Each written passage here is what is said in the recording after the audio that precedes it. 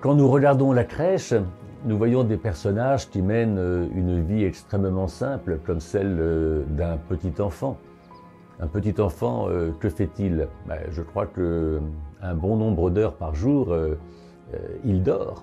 Et teste le sommeil, une activité si simple, une activité de repos.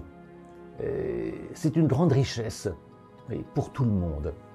Même quand on n'a rien, on peut savourer le plaisir d'arrêter, de se reposer, de s'endormir, de quitter un petit peu la frénésie, les ennuis de la vie quotidienne pour entrer dans le repos, c'est-à-dire peut-être de se remettre dans la main de quelqu'un. Un enfant ne dort pas comme ça tout simplement. Il lui faut comme un écrin, il lui faut un conditionnement qui soit bon, il faut qu'il soit rassuré. Au fond, un enfant ne s'endort pas seul.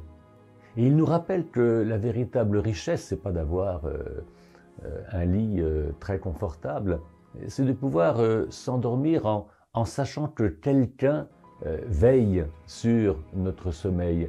Alors que nous abandonnons tout, nous remettons tout, parce que le sommeil c'est un peu comme un abandon, une petite mort au fond, on n'est pas tout seul, ou plutôt le grand bonheur, c'est de se retrouver dans les mains de quelqu'un, sous la protection de quelqu'un.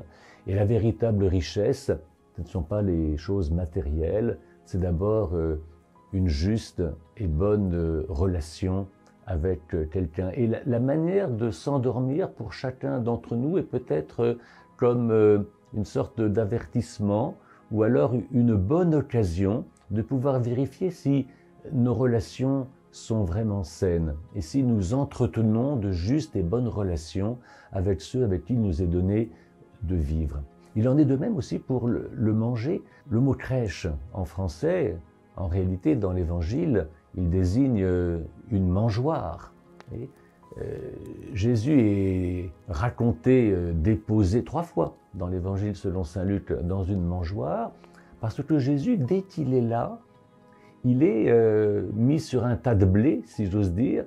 C'est pas la mangeoire pour les animaux, c'est la mangeoire pour vous et moi, hein, et aussi peut-être tous les animaux, mais c'est d'abord du pain que l'on partage. Et comme il est bon, alors pour des parents notamment, mais comme il est bon pour Dieu, d'abord pour Dieu, de donner à manger à ses enfants.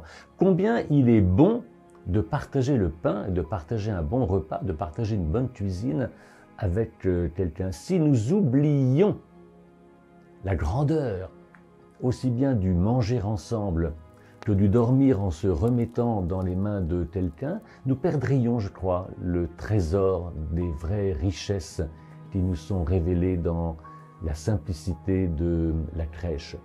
Ce sont des mouvements non pas primitifs, ou s'ils sont primitifs, ils sont appelés à grandir, à s'enrichir.